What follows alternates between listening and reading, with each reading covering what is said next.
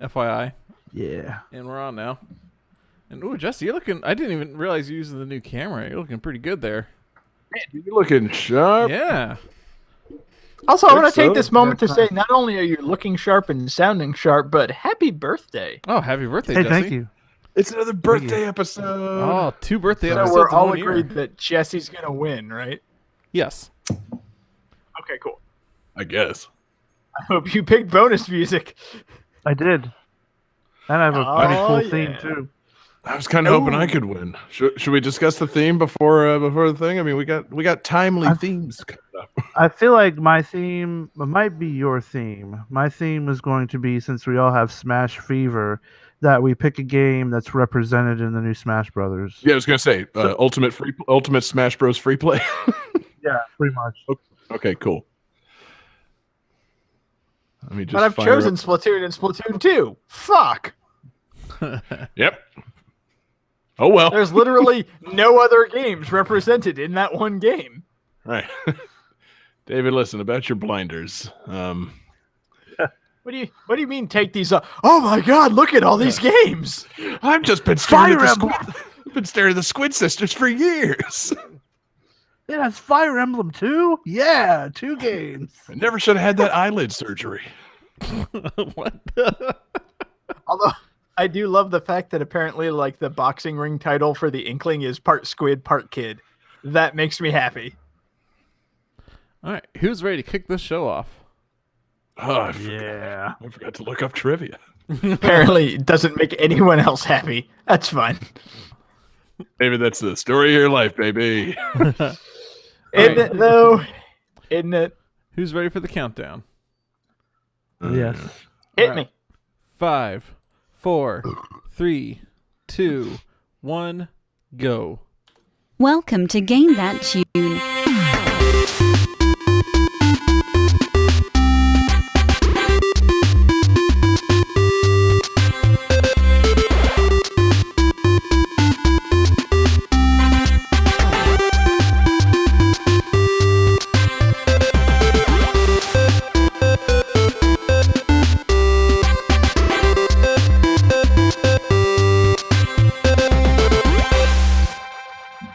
Oh, yeah. What's going on, everybody? It is Game That Tune in the house once again. It is your boy, John Harrington here. We got John Regan with us. Say hey. Hey.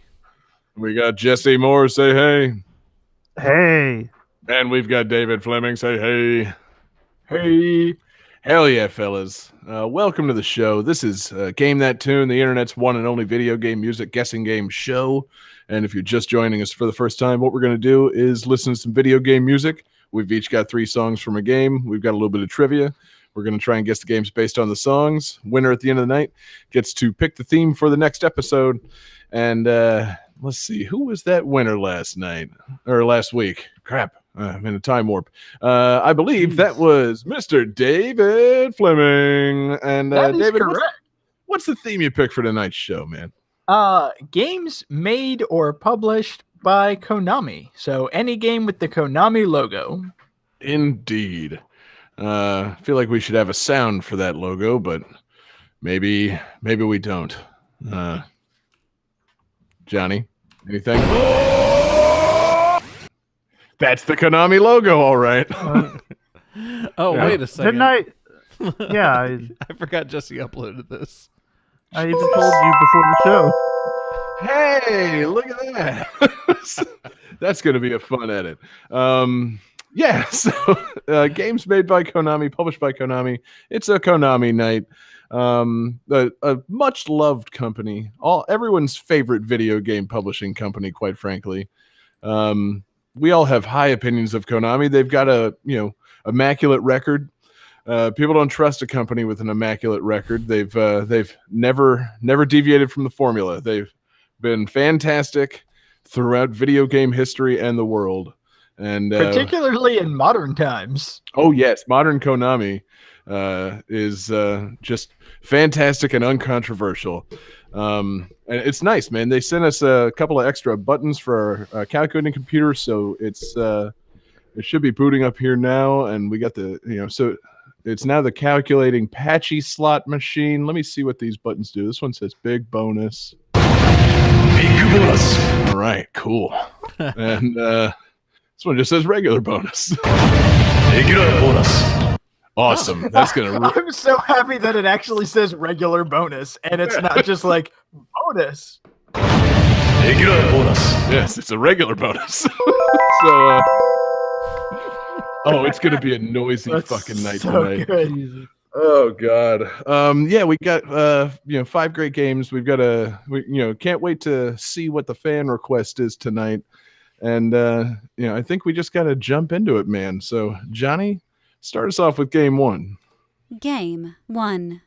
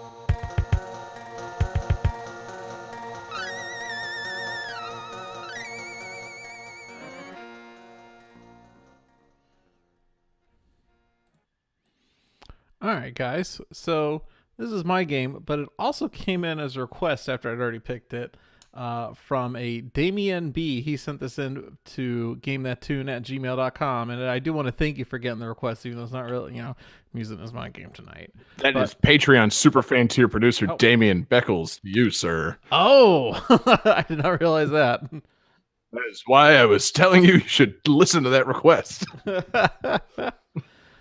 So let's see here.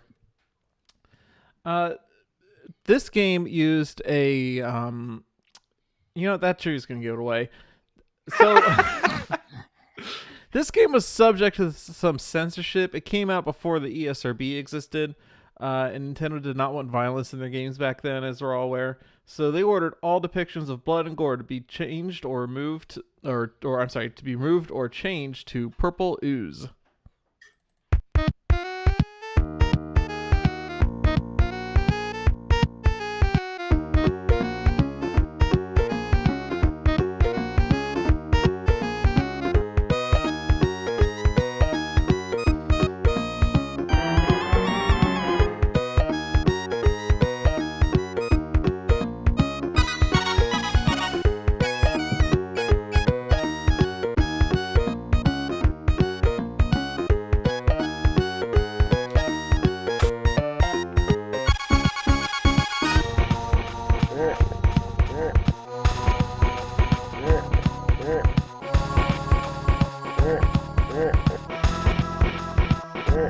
All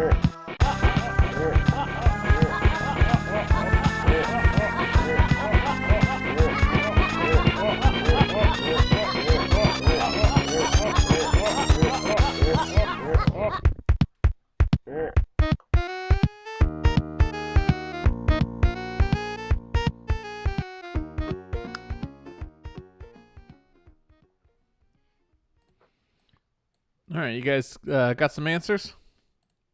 I feel less confident in my answer now, but I do. Oh, really? I feel supremely confident in this answer.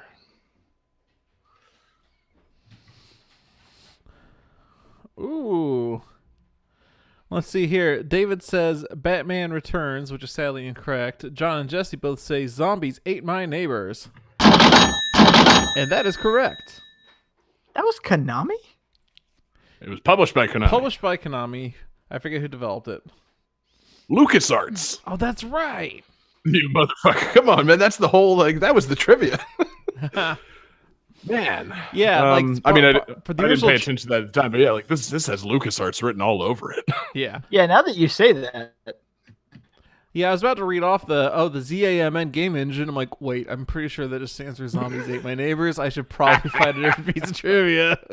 Yeah. Well, it's just weird because that one of those songs sounded very Danny Elfman-esque, and censoring a game by taking blood out kind of seems like something you'd put in a Batman beat 'em up.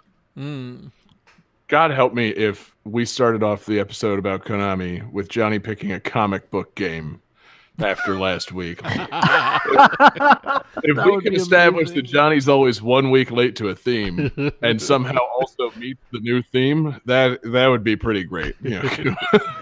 Work on that, Johnny. Good Son of a God, John. bitch. Missed opportunity, but it's all right. Because Zombies Ate My Neighbors is a fucking dope game. I played the shit out of it, man. Do you have in front of you? Do you have any idea how many levels there are in this game? No, I don't. I'm guessing it's a lot. Oh yeah, it's a shit ton, and I don't know how many there are because I never got anywhere close to beating all of them back when I was a kid. Because it was hard, and there was serious passwords, and I was bad about writing down passwords. I feel like if this was the kind of game with autosave nowadays, it'd be the kind of game I would marathon through in a couple of weeks. Especially if this was on the Switch, and I could just be playing it. Take it to bed with me, shoot a couple more zombies, auto save, go to sleep, pick it up the next day at the next level. This game would just be a snack. But this is the exact type of game that should be on the Switch because you pop off those Joy-Cons and boom, 2 players. That's what I'm saying. And the controls weren't so complicated that you needed SNES controls. It was a pretty simple game, man. You run around, you got a guy and a girl, a bunch of weapons, a bunch of zombies. Couple of neighbors, gotta save the neighbors. It's not all you got to make sure those zombies don't eat those neighbors. That's I was gonna say you got a couple neighbors, zombies ate them. Yeah, exactly. A couple of neighbors are eating. Oh, I'm finally I'm finally understanding why I was always so bad at this game. I always encourage the zombies to eat the neighbors. Yeah. You're not supposed to do that. Yeah, there's zombies all over the place, and this guy's grilling. Please eat him. He's an idiot. You're clearly hungry. Is it Wilson or Mr. Feeney or one of those kind of neighbors? Oh, that should be the lightning round, John. Why didn't you get a lightning round together of famous neighbors? Oh. Ned Flanders, there's one. Mr. Feeney, Ned Flanders, Urkel. See, Urkel. Stop giving away the lightning round I'm going to make up during the next song. I feel like the Simpsons should have made a version of this. There should have been a version of this. Zombies Ate My Flanders. Just one level. The zombie Flanders. Yeah. He was a zombie? Move on to level 2. It's just that joke every level. He was a zombie. Every game except to find zombie Flanders and kill him. No, it's just every level is a different famous TV zombie. You get to level 4 and it's Zombie Wilson from Home Improvement. Oh my God, the zombie's coming. Actually, did you know that zombie is a Caribbean term, which dates back to the... Oh God, yeah, he's always on the other side of that fence. But see, no, and then there's always a secret zombie Flanders hidden in the level that you have to kill. And you get to the zombie Flanders, you kill it. It says you killed the zombie Flanders. And it writes itself.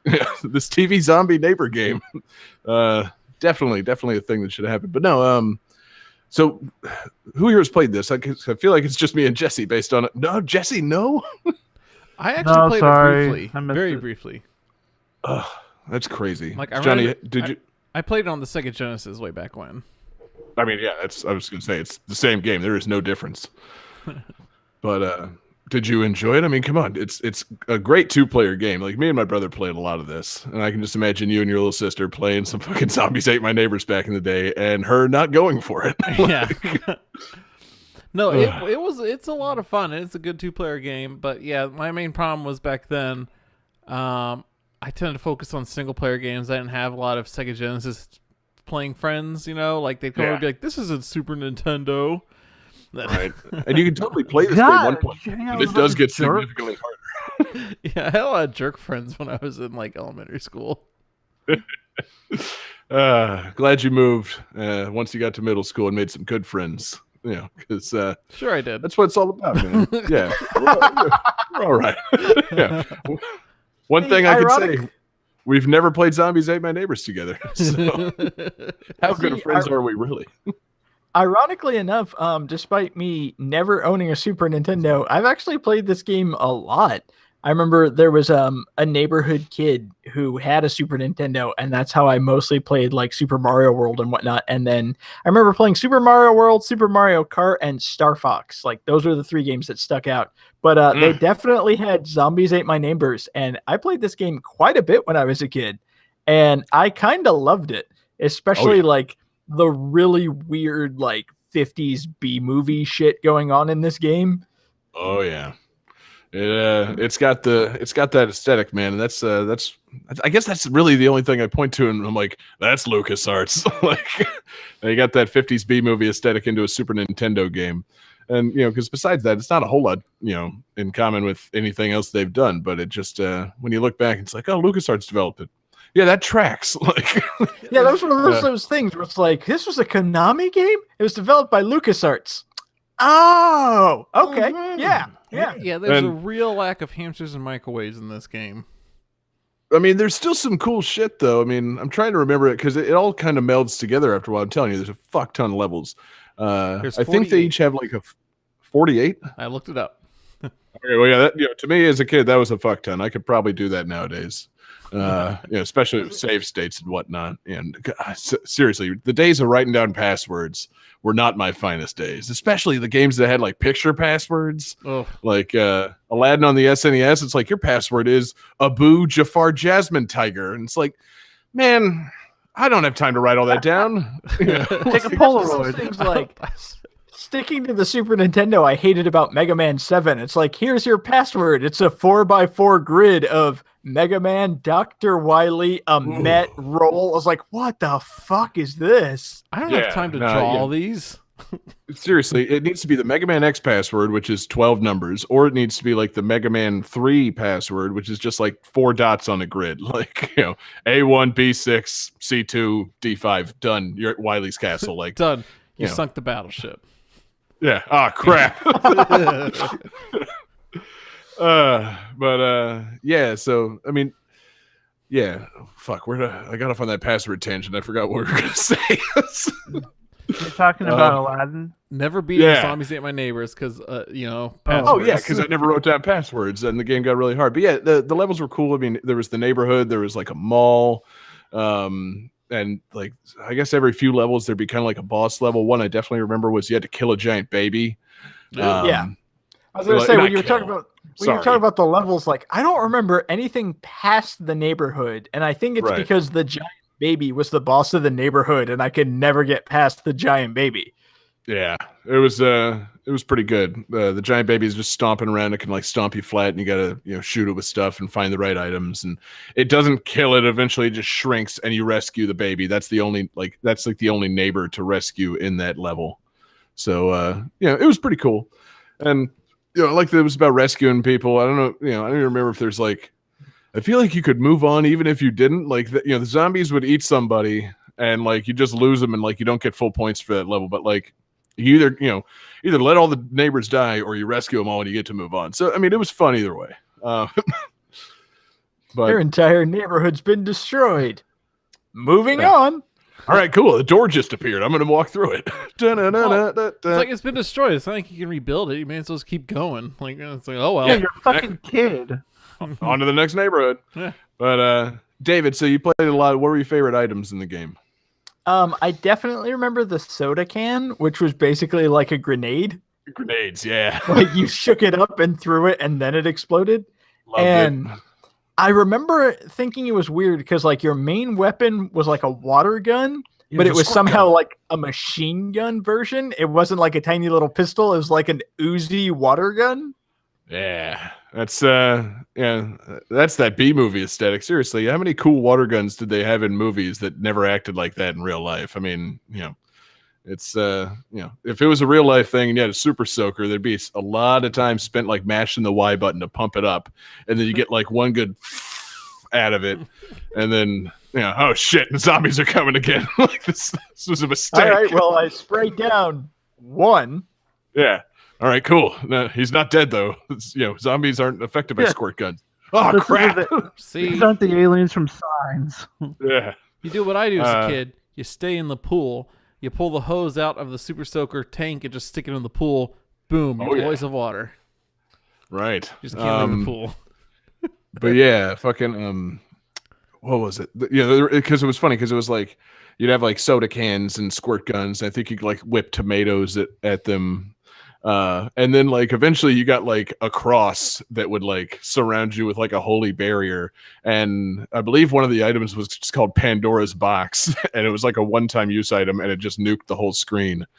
So it's just like, oh, okay, yeah, this game's all over the place, and I love it. So Yeah, I'm just I pulled up a list of items you could get in this game. One Run of these down. things is not like the other. Weed whackers, explosive soda cans, ice pops, tomatoes, silverware, dishes, ancient crucifixes. There you Wait, go. what?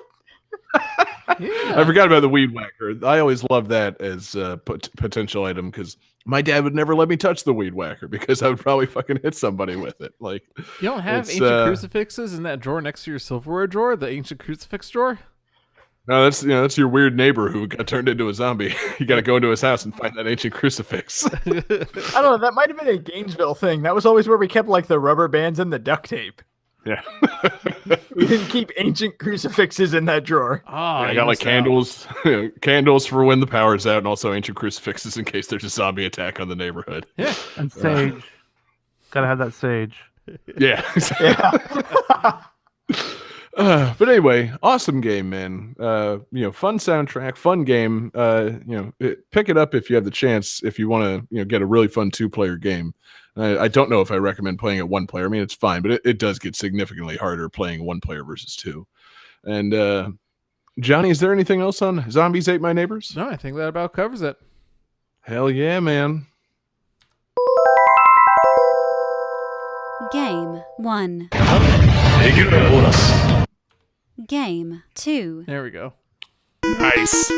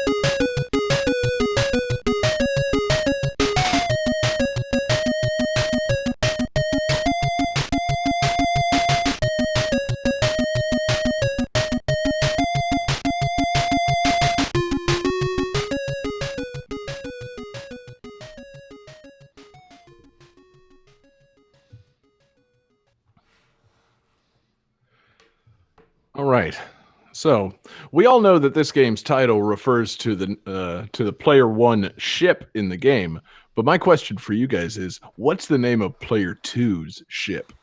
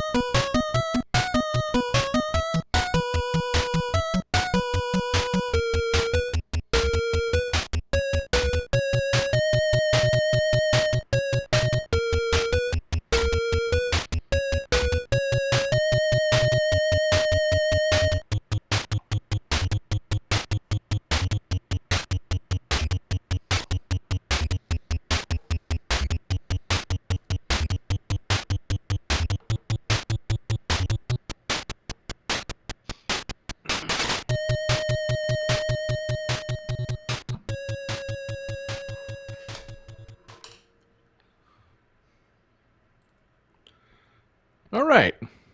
How's everybody feeling? I feel good. Good. Have you been playing your Nintendo Switch NES online service? No, I've not.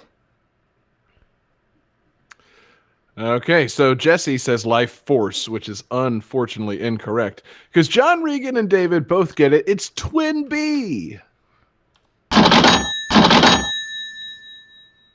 Man. And I've got an answer for that second. Okay. I got a lot going on here, David. Just slow that roll. They both also got the bonus trivia question correct. The name of the first ship is Twin B, and when you play in two-player, you get Win B. Oh, So, that's really, really sharp writing there. Congratulations, fellas. You get the big bonus. And we're talking Twin B. Twin B, Man, Win what a B. game. Twin B, Win B. What's worse, Twin B, Win B, or Bimmy Jimmy? See. Twin B, Bimmy Win B, because it Jimmy. seems intentional. I like Bimmy and Jimmy because it's hilarious and stupid and totally an accident. Twin B, Win B is just like, I don't know, man. What do you call this? Like Twin B and Twin C? No. See, I like Quimby? I like Twin B Winby because it seems like somebody making a play on words like Twin B. Okay, well, like Winby and all that. Bimmy and Jimmy, just what the fuck is Bimmy? Possible episode title? Hey, he's Jimmy's brother. It's Jimmy's brother, Bimmy. I like saying Twin B, Win B real quick. That definitely sounds like some kind of like British candy for school children. Yeah, it does actually. Would you like a Twin B, Win B? Yeah, in your fanny. Whoa, that's definitely a candy in the Harry Potter universe. Oh God, no more British accents. I can't. It gives me a headache trying to do a British accent. So yeah, man, who's played Twin B? Again, David, you haven't been playing your NES Switch or Nintendo Switch like NES online service. I have not played this on the NES Switch online service. I have played the 3D Classics version on the Nintendo 3DS. Ooh, I bet that's dope. Imagine Twinbee, but like with a vague sense of scale. That's what I'm talking about, because the vague sense of scale intrigues me, because this game's pretty straightforward. You're flying a ship, Twin B, or if you're playing again with friends, Twin B and Winby, Twin B, Winby. Quimby? And Chief Quimby, I'm sorry. Mayor Quimby. I don't want any British candy, but thank you. Chief Quimby. Quimby. You're flying 2 ships. And, Wig 'em and pig 'em. And you're shooting shit, and you shoot shit in front of you, and you also occasionally have to drop a bomb on the ground. And I would imagine that dropping bombs on the ground is slightly more satisfying with a little bit of depth. I mean, it's fun. Don't hold me in suspense. How satisfying is it? I was like, was that a sound cue? I was like, did he hear him? That was David. Like, Having a huh? stroke? That was obviously a sound cue. Like, dropping bombs in like 3D space is fun, right? Yeah,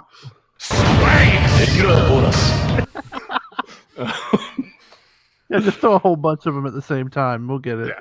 Oh, it's gonna go nuts, man! It's Apache slot machine. This whole show's a Apache slot thing. Everything's supposed to sound crazy and nutty.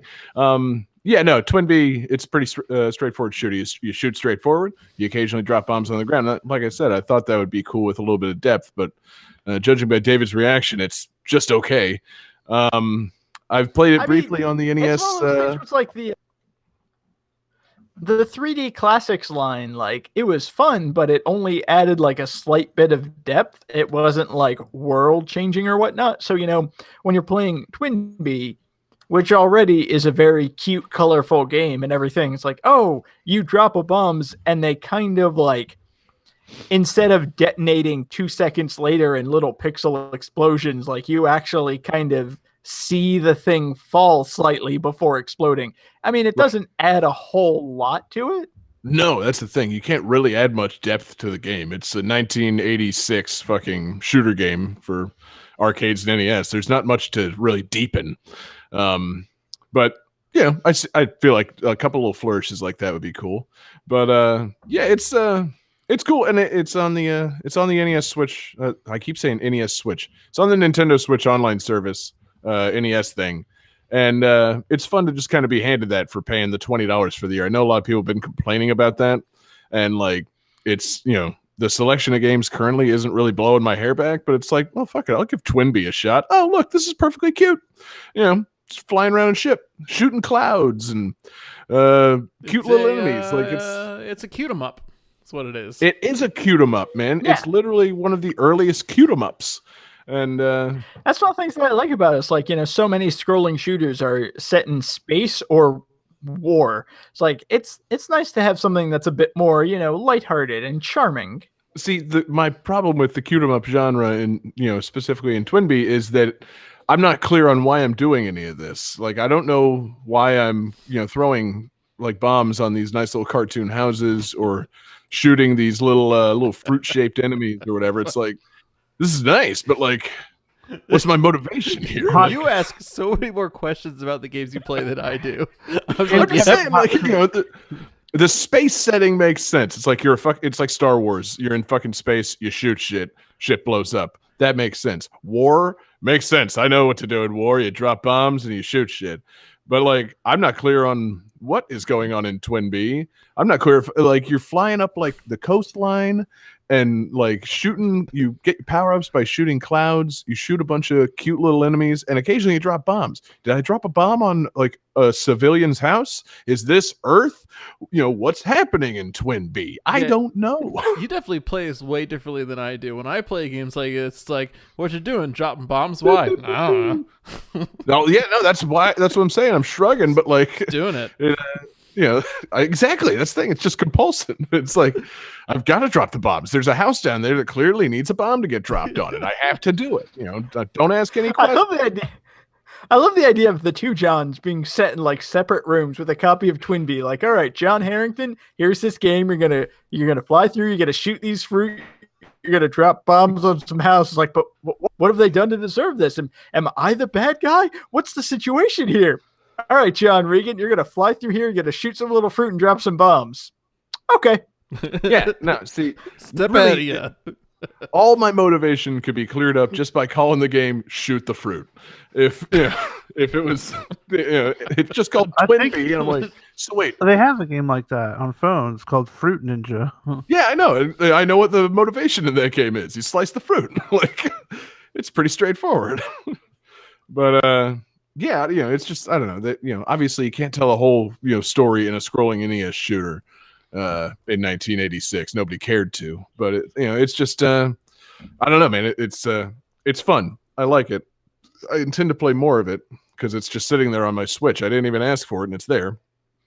But it's just shoot 'em ups are weird to me. It's like I guess Konami has made a shitload of this and they made Gradius and Life Force and Salamander, and then they made Parodius, which is like those games, but everything's weird. They've made Sexy Parodius, where you're shooting sexy stuff.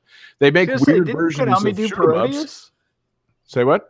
I was gonna say, didn't Konami do Parodius, where it's like, hey, we made a bunch of classic shoot 'em ups. Let's make fun of them. Yeah, so but it's like, okay, so in that one, you know what you're doing. It's Parodius, it's a parody of Gradius, but Twin B is its own thing. And I'm just saying, what's my motivation here?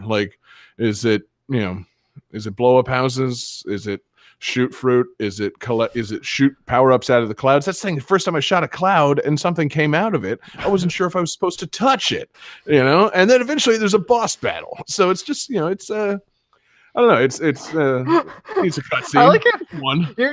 You're describing all these weird, wacky, ridiculous things going on in this game, and boss battle seems to be one of them. Yeah, well, I'm just saying, who's the boss? Why am I killing him? What's going on? Am I the bad guy? I'm playing this scrolling shooter, and all of a sudden, a larger enemy starts attacking me and flashing yellow and red when I shoot them. What the fuck is this? Twin B is the only one of these games where I've ever had that question. Yeah. That's everything else. It's yeah, dude, I know what's going on here. Twin B, I don't know. I'm a little bit lost, but it's a lot of fun. You really make me feel weird about how I go outside and shoot clouds all the time. Is that not something most people do? No, man. I mean, I do that all the time. Just sit there and just shoot them with your fingers. But see, if you shot a cloud and something came flying out of it and was coming right at you, do you grab it? Yes. Like an airplane? Are you sure? Yeah. It could be something bad. It might be something. You ask so many more questions than I do. I just take things. It could be something bad, but it could be something good. How would you know if you didn't grab it? When I find a rotisserie chicken on the ground, I eat it. That's the difference between you and me, John. You don't ask how the chicken was made. You just go for it. But anyway, I've gone well over my established time limit for myself of 3 minutes on Twin B. I really wasn't anticipating having anything to say about this. You guys had to bring up, how it makes no sense and how I'm confused by games with no story. Thanks a lot for making me realize something about myself, fellas. Jeez. But yeah, it's fun. If you have the Nintendo Switch Online service, you should play some Twin B, and definitely pop a second controller off there and hand it to your wife and have her play Twin B for the first time, because that was also fun and confusing for her. Do you think a 6-year-old would like it? Yeah, it's remarkably simple, and I think it would be a lot of fun for you guys to play together, because you can kind of coach her through a scrolling shooter, and it's pretty fucking simple. So yeah, I'd say go for it. Just be ready. Yeah. Just be ready for when your kid starts asking you all those hard questions they're gonna have after playing Twin B. Daddy, why did I blow up that person's house? I don't know, sweetheart. You have to. It's the game. Yeah. I feel like she'd be all about blowing up someone's house. Yeah, exactly. Betsy, I will clear out the enemies in the sky. You focus on bombing those houses. We're going to Twin B together. Yeah. It's good. But anyway, fuck yeah. Fucking Twin B.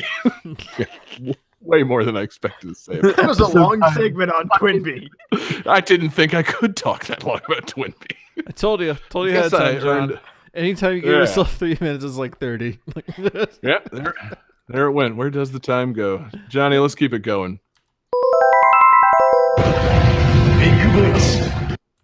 Game 3.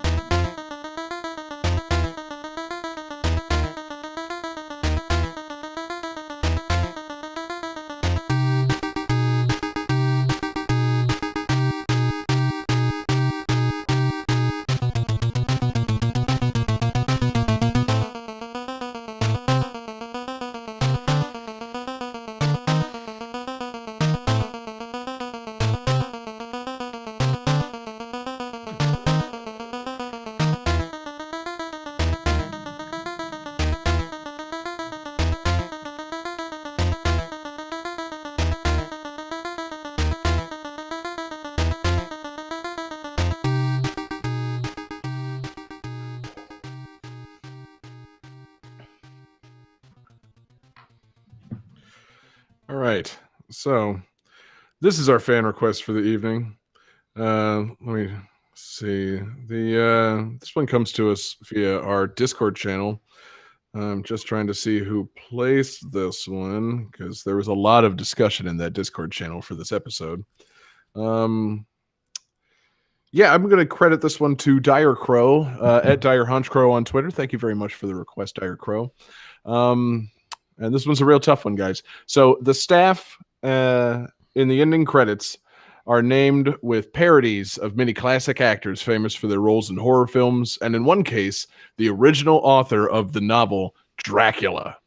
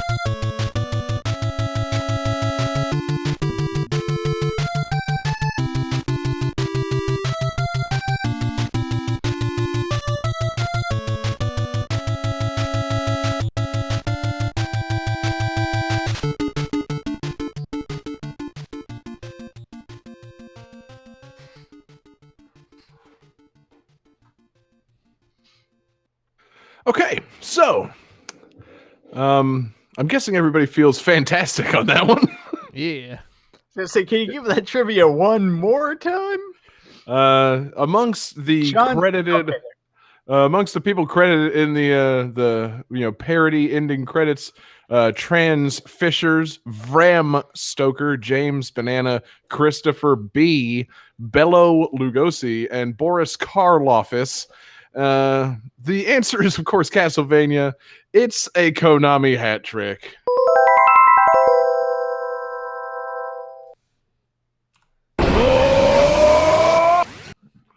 Hat trick sound.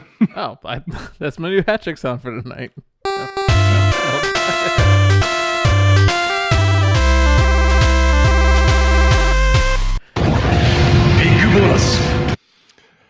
Yeah.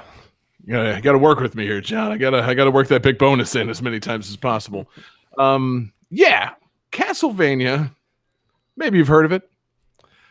I don't know. There's not much to say about this one. We can move on.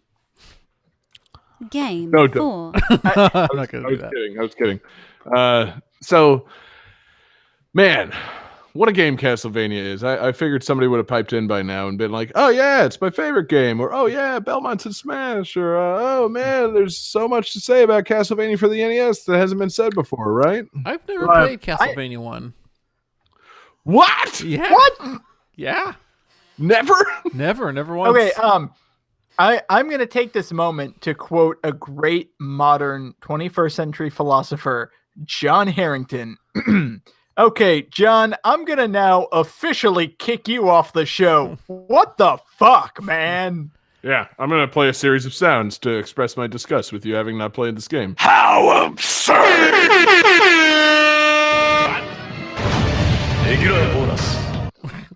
ridiculous, John. I've actually never played How have any we not had the Castlevania air game. horn added into any of the like August absurdity sounds? It comes up every now and then. Okay.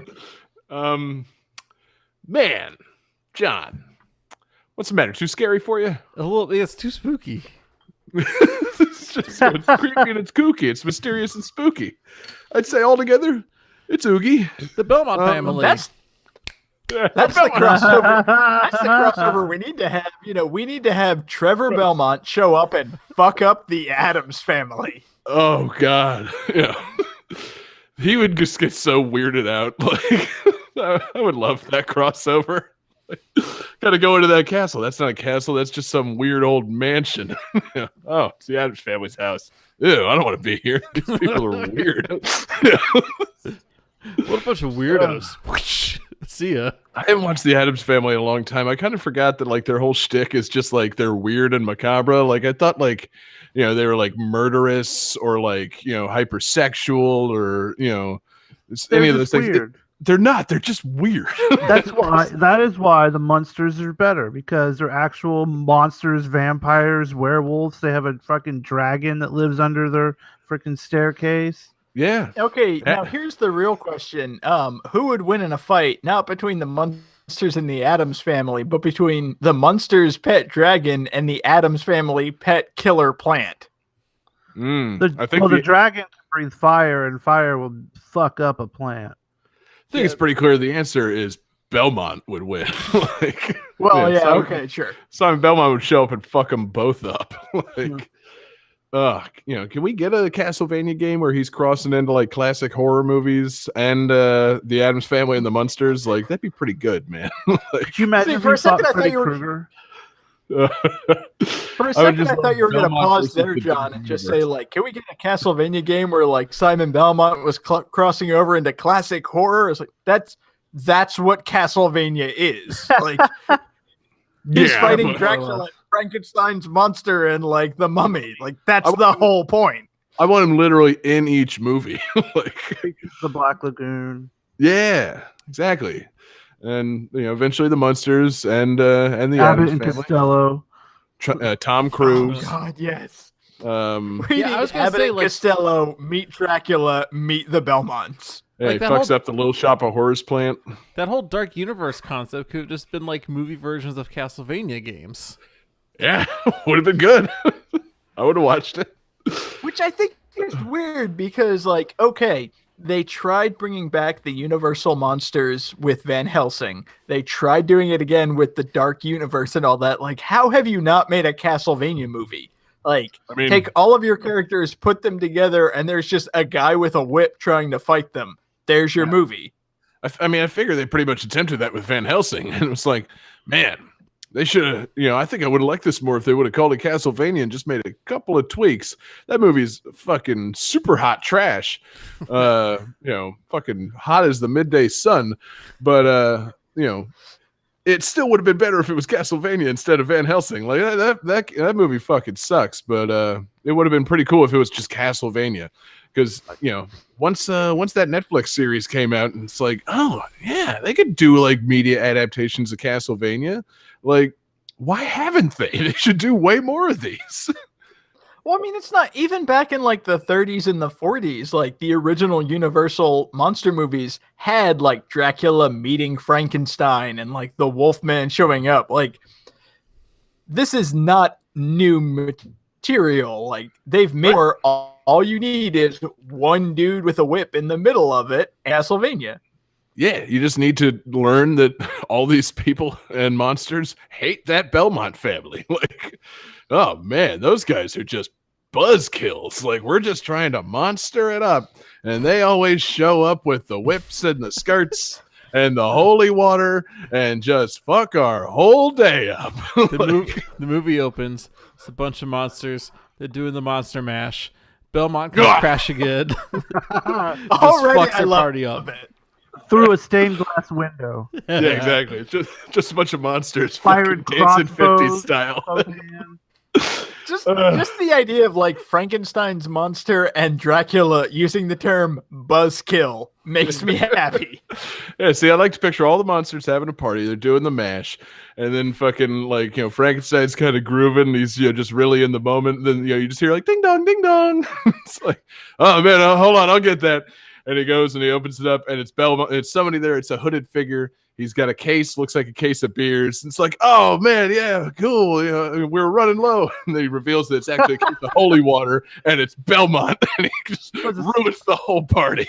He's there. It's specifically like a styrofoam cooler of holy water. Yeah, you open up the cooler, and it's just those little bottles of holy water. It's like, oh shit. He's there Simon because Belmont, son. he's there because all the monsters are at this party, and they've kidnapped Jimmy Carter, and he's passed out on the couch. There to save Jimmy Carter. I thought you were leaning into like a Hotel Transylvania crossover. See, I would also be in favor of that, but I don't want to watch those characters die. I love the Hotel Transylvania guys. They're all great. I couldn't, I wouldn't be able to watch it, man. If like fucking Belmont killed Blobby, I would lose it. I can't deal with it. The final boss is fucking Adam Sandler's Dracula. Oh God! Isn't Adam Sandler's Dracula father played by Mel Brooks? Yes, he is. Yeah. Okay, yeah, I am not in favor of this. I do not want Simon Belmont to kill Mel Brooks. Well, have you not watched the technically, Hotel they're Transylvania movies? You should totally watch them. I've not. I've heard good things, but I haven't watched them. They are. I mean, I am unironically endorsing those movies. They are computer animated movies, but they're made by Jendy Tartakovsky. Okay, I'm sold. I mean, seriously, you should watch him just for like how weird and like Dexter's Lab he makes the animation in those movies. It's actually really fun to watch. It's kind of a Sandler kids movie besides that, but like it's as somebody who appreciates cartoons, I think you would actually appreciate those movies more than you realize. I'll have to check those out. You really should. They're great. And actually, no, I mean, seriously, those, now I just want to focus on why David doesn't watch Hotel Transylvania, because they're kind of like his exact wheelhouse. Like, it's a Jenny Tartakovsky computer animated movie with a bunch of fucking like riffs on horror movie tropes. Like, this is totally David's wheelhouse. Like, man. Stylized animation, classic monsters, Mel Brooks. I'm checking the list and it's all your shit, man. See, I didn't know any of this shit was in this movie. Right. I didn't know Adam Sandler's involved. I didn't know this. Yeah, he's Kevin Dracula. James. And he doesn't say blah. Well, okay, so Kevin James Steve does not Buscemi? sell this for me, but Yeah, exactly. Oh, Kevin James is in it? I'm not watching it. Well, I mean, it's one of those things where it's like, oh, Adam Sandler's in it. Okay, so is Kevin James. So is Rob Schneider. So is like, go down the list. No. It's the Sandler Rat Pack. I mean, it's fucking Kevin James is Frankenstein. Steve Buscemi is the Wolfman. David Spade is the Invisible Man. I don't remember who else is in it. This is making me want to see it more or less because it's more. kind of making me feel both. Yeah. I don't. Oh yeah. Yeah. The casting on the Mummy changes throughout the movies. Initially, it's CeeLo Green for some reason, and then they change it to Keegan-Michael Key. Yeah, the movies are fucking fantastic. You really should watch them. I think I will. Yeah, good. Which reminds me of how much I like the original Castlevania. Yeah, same here, man. It's reminiscent of that. All the monsters are living in a hotel for some reason, and eventually they go on a cruise, and Simon Belmont comes to fuck it up. So, I mean, seriously, right. what? You know, Everyone's least favorite Castlevania enemy. Go. What are the? You know, Come on, Medusa Head. Fucking Medusa Head. I was gonna say either that or the Fishman. I was gonna say my gut reaction is Medusa Head, but it Yes. might actually be the Flea Man. Because like Ooh. Medusa Heads have a pattern you can follow. Those Flea Men jump around and fuck you up. They play They're bass, pretty annoying. and Yeah, with a sock on their dick. yeah, and then they show up in Back to the Future Parts 2 and 3. Yeah. And they voiced that wild kid in Wild Thornberries on Nickelodeon. And then they're They put a And weasel you're the in big- someone's bathtub. Yeah. they're nihilists. They believe in nothing. oh, what? those oh, Flea Men. shit. I didn't know that. Hell yeah, dude. We'll cut off your Johnson. Anyway, that God, doesn't. this have any question. Castlevania got all over the place today. Fuck. It's appropriate. I mean, seriously, there's not a whole lot to say about Castlevania. It's a fucking classic. Wicked Child's a fantastic song. All the songs are fantastic songs. Hell yeah. And it's launched a long and storied franchise that Konami's never fucked up. Johnny, I think we should just keep it going to the next game, man. Game 4.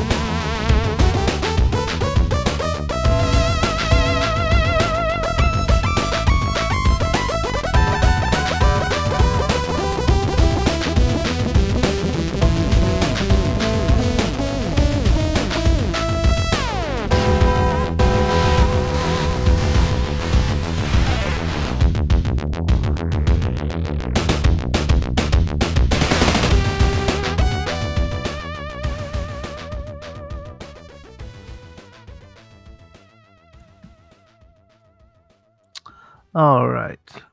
So in this game, there is a secret ending. If you talk to a man atop a climbable wall in stage 3, he will offer you a chance to partake in the battle arena. Doing this will let you fight 3 different bosses, and then after that, you get sucked in a time portal to the Mesozoic era and become king of the monkeys.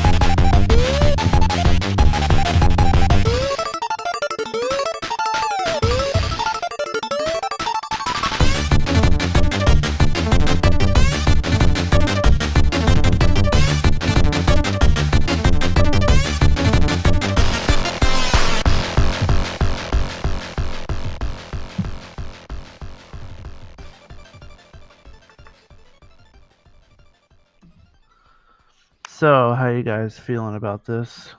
Not great. Great. Not excellent. I saw Johnny whip up his answer pretty quick. Yeah, as soon as you said that chili, man. Yeah, Alright, so we got David with TMNT Hyperstone Heist, incorrect. John with Castlevania Symphony of the Night, that's incorrect. And Johnny with Contra Hardcore, which is correct. Contra the Hardcore. Oh, Hold yeah. up. Contra the Hardcore lets you be the Monkey King? That's correct. That's the David. secret ending of the Oh, game. You thought the spread gun was the coolest thing about this series. Well, I've got news for you. It's a very bizarre ending. Indeed. It's weird. I mean, this whole game is really basically what your grandparents think video games are, anyways. Because you got like a cybernetic wolf man, a robot, a guy and a girl shooting a bunch of stuff, and everything's exploding. There's aliens, and then you can fight a disco robot with an afro who uses. That's where you hear the Simon Belmont music. Okay, I was going to say, God damn it. I mean, like, there's after all that zombie Castlevania dinosaur talk, robot. and you brought back some Castlevania music, I'm like, well, this doesn't sound a thing like it should belong in Symphony of the Night, but hey, why not? Like, fuck it. See, I was thrown off because you were talking about like stage 3. You go this setting, go back and become the Monkey King and everything. It's like, wait, there was a Ninja Turtles game on Genesis, and it definitely sounds like Genesis music's like, wasn't Hyperstone Heist based on Turtles in Time? That could send you back in time, right? Sure. Yeah. Now, have we not established? I mean, I feel like this has been coming up an awful lot lately. Do we reuse games on this show? We try Only not on- to. I mean, unless there's like been a significant change, he said, defending, choosing Hyrule Warriors Legends. Didn't I It's use a this game different at some game, point? Just checking, man. I mean, we have special episodes in which we reuse games, and I don't expect you guys to have an encyclopedic knowledge of everything that we've used. But we've definitely used Hyperstone Heist and Turtles in Time, because, I mean, come on, baby. How can you not? Well, yeah, we've used those. Cool. Anyway, so stop Was guessing that games an we've already entire used. I was going to say, was that an entire discretion just to prove that I was an idiot for picking that game? No, because I've been meaning to think bring it so. up with Johnny and Jesse too. I finally felt the need to address it in show. We only redo games on redo episodes. They're very special episodes, and you know I'm pissed that you guys don't have the encyclopedic knowledge of all the games that we've used like I do. But anyway, so yeah, Contra Hardcore. I never played it because I don't own a Genesis, so I'm gonna chug a couple of beers. This game is pretty amazing. When like just I don't know, Jesse. I love how from the get go, like the game starts off like hard. Like you just come in. Yeah, it's hard. Music's blasting, like music's pounding, like boom, boom, boom, boom, boom, boom, boom, boom, boom, and you just Is it like hardcore? start. Yeah, Very. it's not like Like, the this NES You game- turn Contra. into a hard corpse. Oh, As soon as I start the game, because I'm terrible at it. Yeah, Contra games are easy to be terrible at. What's crazy is in the Japanese version, you got a health bar. You could take 3 hits before you died. And in Whoa. America, they're like, fuck that shit. Ah, That is a literal Contra game changer. I can't even imagine being able to play Contra with 3 hits at my disposal. Like that just doesn't happen. Like, Contra is constant fear of death. You can't play it any other way. and if I remember right, Jesse, I think I saw you do a video once on that secret ending, and it gets so weird because you climb that wall and you talk to this dude who looks like a circus ringmaster from space. You know, he's like Yeah. got this crazy jacket and this top hat, and he's like, "Do you want to go into a tournament?" And you do. And then from there, the monsters are like these crazy screen-filling, bizarro things. yeah. Like, one is a disco robot, which has like a whip-looking thing. And that's when Vampire Killer starts. And he throws like pastries that explode into fish. Once you kill him, you fight a zombie dinosaur robot pushing a machine gun toting carriage with a large slime monster inside. And then after that, you fight a brain robot which warps around the room. So wait, I'm sorry, zombie dinosaur robot? Was Yes. that a baby carriage? Yes, pushing a baby carriage with a large slime that has a machine gun. Yeah, it gets Was this- weird. Were they just doing Mad Libs? I guess, I mean, they're, I don't know, man. And if I remember right, when you win, you become King of the Monkeys. Like it's just like a still shot of you, and it just says like you've become King of the Monkeys. Like it's Well, like, really there's half-assed. monkeys around you and stuff. You're on a throne, and I think you get a wife, too. And then if you wait 15 minutes, it just says, not the end. See, that's what threw me off. It's like, you know, Fuck those monkeys. there's a special ending where you become. It's like, okay, that could be a Ninja Turtles thing, maybe a Castlevania thing. Contra Hardcore. No, Yeah. no. Truly. What Contra game has you as King of the Monkeys? What? Like, I like to imagine how they would adapt that for fucking Europe. If it was like Probotector hardcore and a robot became King of the Monkeys, then it's even more confusing. Like, well, you could play as a robot. yeah, I know. It's I didn't, I don't know, man. This is confusing to me. Fuck. But yeah, you just like if I remember. They make the Genesis Classic already. I want to play these games, man. I don't feel like pirating them or like waiting for, I don't know, somebody to put them out on a Switch eShop. I want some Contra Hardcore in my life. Genesis, Sega, make a Genesis Classic. I demand it. There's Just do that. those weird Yeah, they've done that a ones you couple can get times. at Walmart. Yeah, I don't mean the ones you could buy at like Walgreens. There's a new HD one, though, that plugs into HDMI cables and stuff. Oh, is so, there now? Yeah. Cool. Because I don't think I have the ports on my TV to support the Walgreens Genesis anymore. At Games Genesis 3 model. Ugh, that thing's so Damn, ugly. man. You got me so pumped with that Castlevania song at the end. I was like, oh, cool. He picked another Castlevania game. So we're just going to get to talk about Hotel Transylvania some more. But Well, I also made in the tags, I named it some other Castlevania game, hoping Johnny would try to cheat and write down a Castlevania game that doesn't exist. damn. John, they're learning about their metadata. One day we won't be able to cheat at all on the show. That is slick, Jesse. I didn't even notice that. Oh, He did you know son of a bitch. He Googled it and it wasn't a real thing. Cool, man. So yeah. So you're great at Contra Hardcore and you've beaten it a number of times, right? I think Johnny has. Yeah, that's who I'm talking to, I've never Johnny. gotten- We call you Johnny Hardcore. I've never gotten past that first level. It's nuts because you come flying in like just immediately and you hit the ground running and there's shit flying at you like from the fucking get go. There is no like even in the original Contra, like you can stand there, nothing happens for a while. Not in this one. Like it's just immediate. Just hail bullets. Nice. Like fuck me, this is hard. I love it so much. Like I love games like that. I do like the idea that if you just don't move in Contra, everything's fine. Like, yeah, just be careful though. That first step though, the world starts going crazy. But if you don't move, isn't that how the world itself works? Like, as long as you don't move or do anything, it's fine. But as soon as you get active, shit goes downhill. I suppose. I think You it's know, the that's, opposite. yeah. As soon as you start becoming an active participant in society, Things get you know, better. yeah, exactly. Get out there and vote, people. I know the Are election. you sure? Oh, Hey, Get up there and vote. Anyway, Contra that's not Hardcore. political. yeah. No, I'm just saying. You know, Speaking of King of the Monkeys, if, am I if you're right? not careful, you're going to end up with the King of the Monkeys. Like, damn it. Game You don't 5. elect the King of the Monkeys. The King of the Monkeys elects you. Yeah, King of the Monkeys just fucking happens to you. It was the blurst of times. And so, when in hardcore do you shoot the tear gas over the border? Oh, Game 5.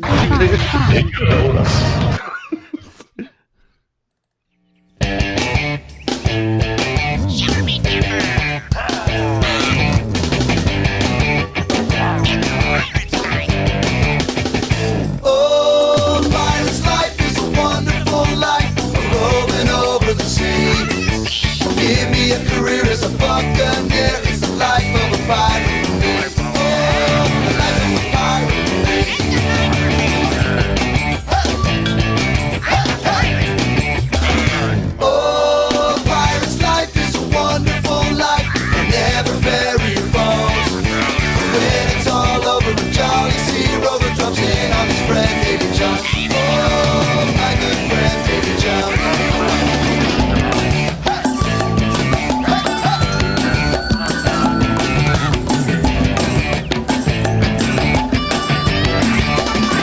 Oh, pirate's life is a wonderful life, roving over the sea. Give me a career as a buccaneer, it's the life of a pirate for me. Oh, the life of a pirate for me. Oh, the life of a pirate for me. Oh, the life of a pirate for me.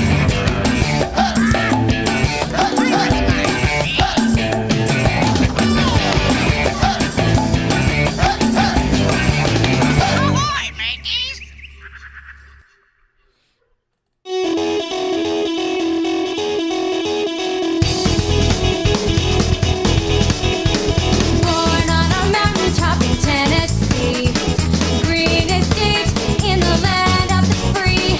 Raised in the woods, so he knew every tree. Killed him a bear when he was only 3. Davy Crockett, king of the wild frontier. Fought single-handed through the Indian War, till the creeks was whipped and peace was in store.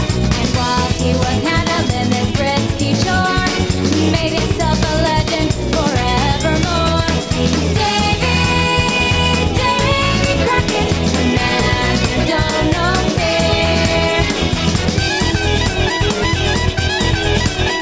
He went off to Congress and served a spell, fixing up the government and laws as well. Took over Washington, so we hear tell, and patched up the crack in the Liberty Bell. Davy Crockett, seeing his duty clear. When he come home, his politicking done. Why the Western March had just begun. So he packed his gear and his trusty gun and lit out a grenade to follow the sun. Davy Crockett, the pioneer. Davy Crockett, the pioneer.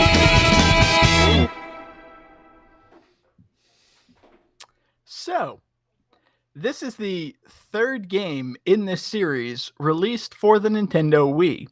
which is impressive because this game was released on April 2nd, 2018, which is less than 2.5 years after the Wii was released. So in less than 2.5 years, there were 3 games in this series released for the Wii.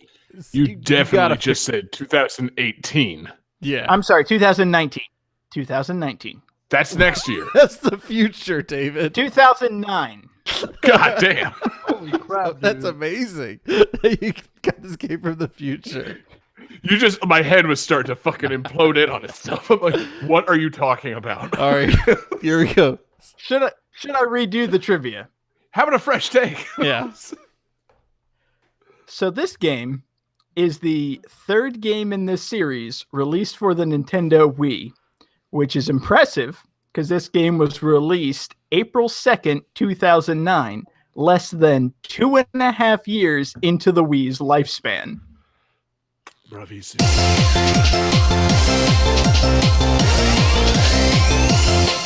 It's a world of laughter, a world of tears. It's a world of hopes, it's a world of fear. There's so much that we share that is kinder aware. It's a small world after all.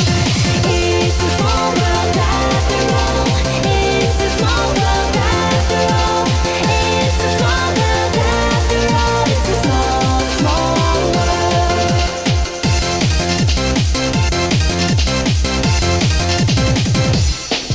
There is just one moon and one golden sun, and a smile means friendship to everyone. Though the mountains divide and the oceans are wide, it's a small world after all.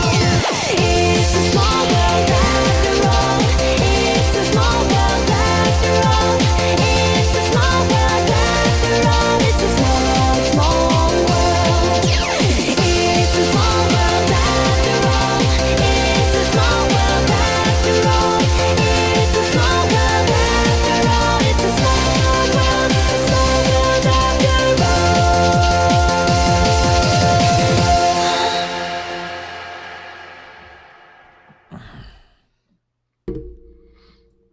Wow. Who's got some answers?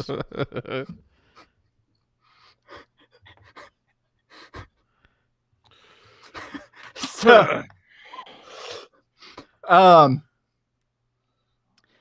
John Regan has a drawing of a man with his penis out giving me the finger. Sadly incorrect. Although Pretty close. big too. Jesse says DDR Hottest Party 3. Sadly incorrect. And John Harrington has Disney Revolution, which is close. This is Dance Dance Revolution Disney Grooves for the Nintendo Wii. What the fuck, man?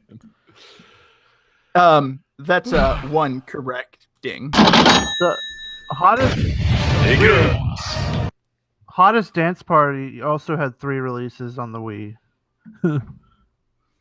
Damn. David, did you not research the full catalog of DDR games for the Wii? How No, I dare you, did. sir? This is the 3rd Dance Dance Revolution game released for the Wii. Although, you know what? Give Jesse a point too. It's his birthday. Okay.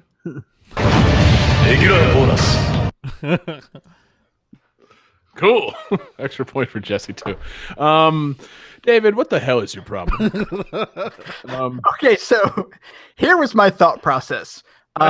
When I created a theme, I thought to myself, you know, we haven't done like a company-wide thing in a while. It's like, let's go with Konami. Konami's got a bunch of classic games. They did Castlevania, Metal Gear, etc. Like, there's a ton of great. And then I pulled up a list of like Konami games, and I'm going through like arcade beat 'em ups and like weird, obscure NES games and everything. And then I got to like 1999. And basically everything past that was Dance Dance Revolution. And, you know, everybody shits on Konami because it's just, oh, all they do is make pachinko games. Ha, ha, ha. You know, Konami was like milking a single idea a while before that. And that idea was Dance Dance Revolution. Like, Yeah, I was gonna say, we all shut on them now for just making pachinko machines, but for a good 12 years, all they were doing was DDR games. So, and, and I never shat on them; they just weren't my thing. And But I like some DDR. I owned one of them for the PS2. I bought the gamepad. I got made fun of. I stopped playing it. I had kind of forgotten about like I knew rhythm games were a thing, but I had forgotten like how big of a thing they were. And then I started looking at all the DDR games like, God, there are so many of these. And then I came across the title of Dance Dance Revolution Disney Grooves. It's like, I got to look this up. And I started listening to the soundtrack. And, maybe it's just in my particular wheelhouse, but this soundtrack's kind of fucking great. Like, it's just weird dance techno versions of Disney songs. And one of the things that I love about this soundtrack, and by all means, hate on me, this soundtrack, like, you have got Bibbidi Bobbidi Boo, and like You Can Fly, and Can You Feel the Love Tonight? Like, you have classic Disney songs, but there's some obscure ass shit. Like the Davy Crockett theme, the Enchanted Tiki Room. This soundtrack has a cover of The Streets of Gold from Oliver and Company. That's a deep fucking cut, man. Does it have Everybody Wants to Be a Cat from the Aristocats? Yes. As a matter of fact, it does. Oh, I thought I was kidding. I was going to say, like, I do some DDR to that one. Well, that's the thing. I was like, oh, they've got songs from the Jungle Book, like I Want to Be Like You and Bare Necessity, sure. And then it's got the Colonel's March from the Jungle Book. Like, who fucking remembers the Elephant song from the Jungle Book? And who let them play I Want to Be Like You after that movie came out? I mean, come on, man. That's I thought they made it pretty clear that song was racist. But whatever. Oh man. So yeah, like I was not expecting to go last. Motherfucker. This is why we need to plan the show. I sat there and I looked up the soundtrack. Like, this soundtrack is fucking ridiculous. This needs to be on the show. So look forward to this soundtrack being added to GTT Radio, and look forward to me requesting it as often as possible. Do I have to? We got a good thing going over there on that live stream, and I'm telling you, there's like a Dance Dance Revolution remix of the Enchanted Tiki Room. It's fucking great. Yeah, but I actually learned an interesting thing about the DDR Disney series recently. Did you? Yeah. So okay. So those pirate Nintendo game things, like they look like a Nintendo 64 controller. You plug them straight into your TV, right? You've seen those.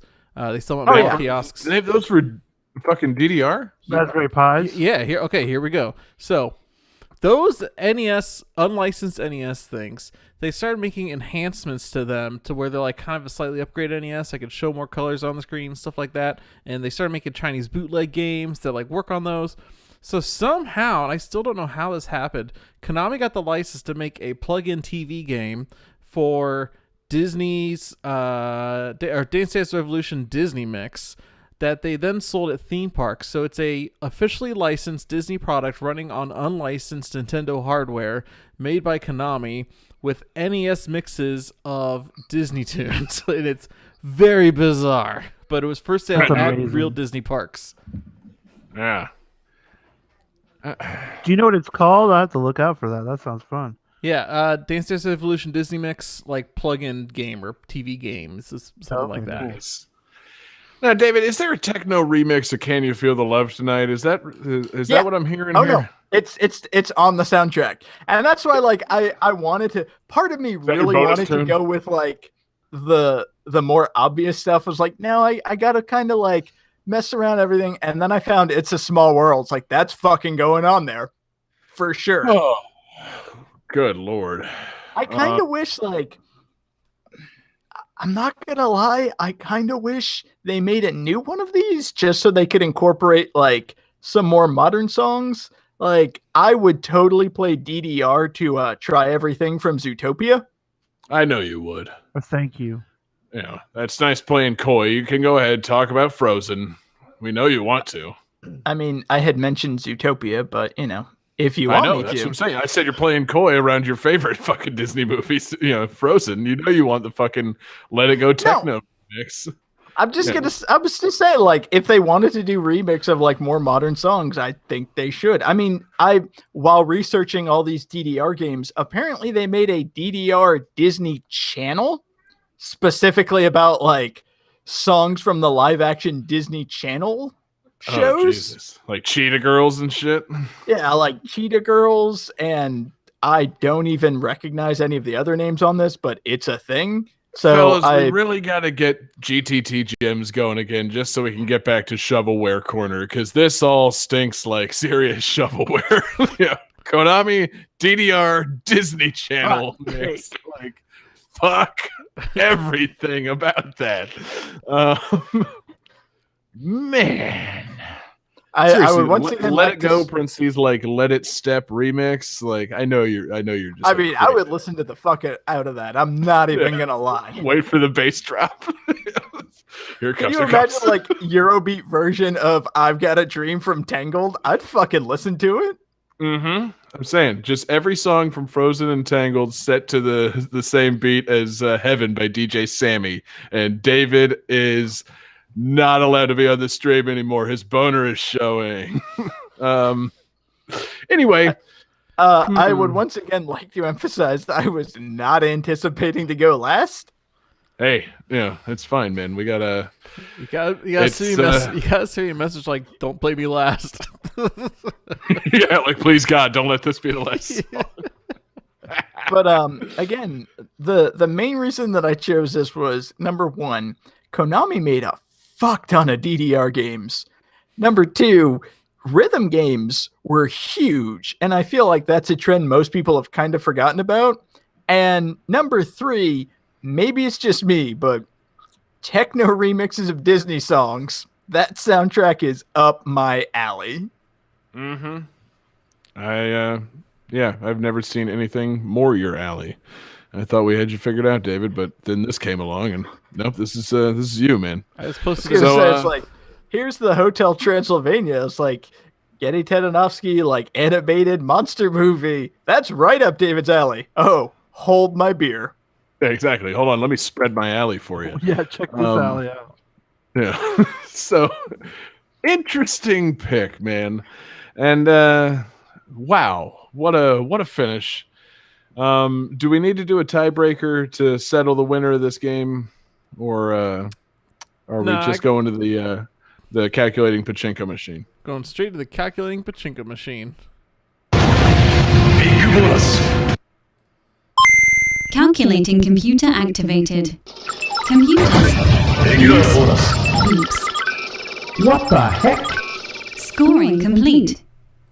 This game's winner is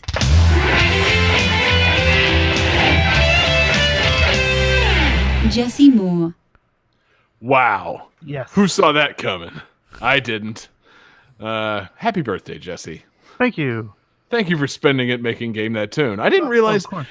So I guess that means this year was the first time that we've ever had to make the show on Johnny's birthday, which means also this is the first year we've ever had to make the show on Jesse's birthday. I didn't realize your birthdays were exactly 3 weeks apart. Yeah, I had no That's idea. pretty cool. Yeah. Did we do it on my birthday too? Was my birthday on a Wednesday? Yeah, I because don't know, man. remember you had a cupcake or something delivered to him? Oh, yeah. Yeah. I totally did. So, every few years, Game That Tune is going to be done on 3 out of the 4 host birthdays. That's great, man. I don't want any celebration at all. It's good. No, it's cool. It's cool. I can eat cookies anytime. I'm a grown man who could buy his own cookies. So, Jesse, you've won tonight's episode. What do you got in mind for a theme for the next episode? Well, I was thinking since there's a game coming out pretty soon that a lot of people are pretty excited about. I think it's the new Dance Dance Revolution Disney mix or whatever. Yeah. I'm fucking hyped. No, but that Music Smash Beacon Brothers will game. get banned from YouTube. It must be a new DDR game.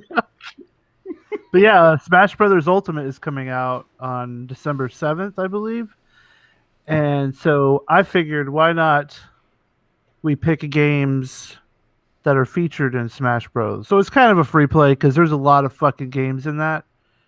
It's a Smash play. Yeah, Smash play. yeah. there you go. I like it. It's quite frankly, the theme that we have to do out of sake of timeliness. I almost, we should just like declare December like Smash December or something, and just do a super smashing month. But no, we'll just start with the next episode, see how it goes. So yeah, so do you want it to be just games featuring Smash Brothers characters? Yeah.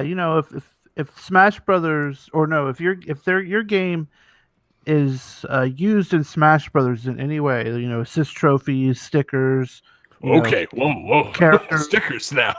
Now you're really getting into free play territory. I was thinking playable I characters, was gonna but say, here we 'cause go. that spirits mode apparently has like 1,000 different spirits in it. Yeah. Okay, it's a free play now. Well, I don't think you could pick like any of the Halo games.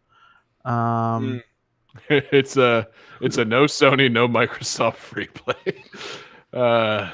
A game from a franchise featured in Smash Brothers. Yeah, Smash Play pretty well covers it. So yeah, that's going to be a great episode because man, I am just hot with anticipation for Smash Bros. Ultimate. It's it's getting late in the year, and I needed to come out so I could declare it my game of the year. I need that game right now. I've been, that it's been hanging on my bulletin board all year. Like game of the year, Smash Bros. And I need to just go back there and pluck it off and show it to everybody. But in the meantime, excellent episode coming up. Thank you everybody for listening tonight. Excellent, a lot of fun. Thanks to everybody watching along live with us. We're live every Wednesday night. Twitch.tv/GameThatTune, YouTube.com/GameThatTune, and Facebook.com/GameThatTune. Find us there. Join us. Chat along with us. We love having you around. Find us in podcast form on Wednesday mornings. We are in iTunes or wherever you get your podcasts. Check us out there. Thanks to our requesters tonight. We had a fantastic series of requests, mostly Castlevania. So thank you, Dire Crow, for saying Castlevania 1. Thank you, Damian Beckles, for emailing John and forcing his Zombies Ate My Neighbor's Hand. And if you want to send us your request, hit us up, gamethattune@gmail.com. Find us on Twitter @gamethattune. Find us in our Discord channel. You can find the link at gamethattune.com. Hit us up there. Thank you to everybody that checks out patreon.com/gamethattune.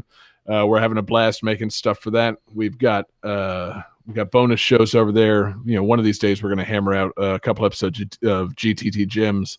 But in the meantime, we got Game That Tune covered up. Jesse's newest episode features the music of Mega Ran. We've got mixtapes coming out. There's going to be I don't want to say a flood of mixtapes related to Smash Bros. Ultimate, but probably more than one. So be sure to check that out. And special thanks to our Patreon superfan tier producers, Alex Messenger, Lance Revere, and Damian Beckles. You guys are all fantastic, and thank you for your support of the show. And we are always around, always looking to chat it up with you guys. Hit us up on Twitter. You can find me at jgangsta187. You can find David Fleming on Twitter at DFD Fleming. You can find John Regan on Twitter at JP Regan Jr. And you can find Jesse Moore, the birthday boy, the big winner, on Twitter at Sega_legend. Excellent. So, Jesse, what's the bonus tune tonight? What are you taking us home with? So this song's going to check a whole lot of boxes. Konami, check. Smash Bros. Related, check. It's awesome, check. So basically, the Megas released a new mini album recently called Skulls, and it has 4 songs on it. Has Skull Man from Mega Man 4 on there. Heard of it. They cover a Cure song. They do Wicked Child. And then tonight's bonus music, Vampire Killer, which also features the vocal stylings of Amanda Lepre. And she's pretty good, too. Fuck yeah, man. Let's smash it up. See you next week, people.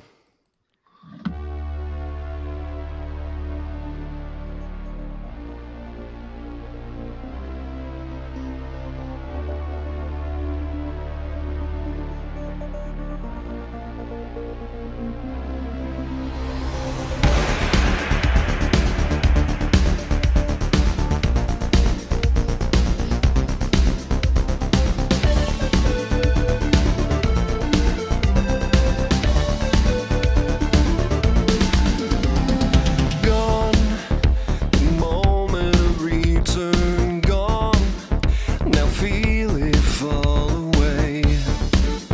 Forever, Sarah, just one short moment of pain.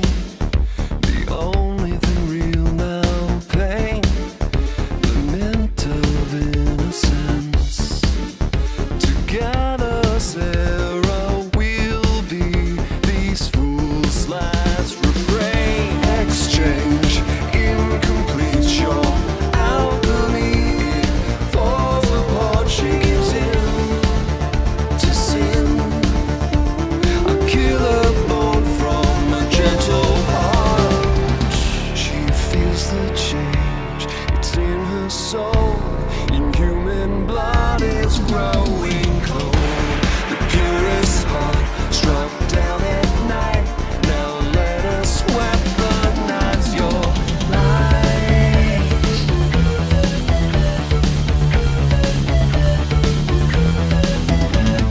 Tear through the vampire killer. I will hold on to your name. Together forever, Sarah. We'll set the night aflame. Aflame.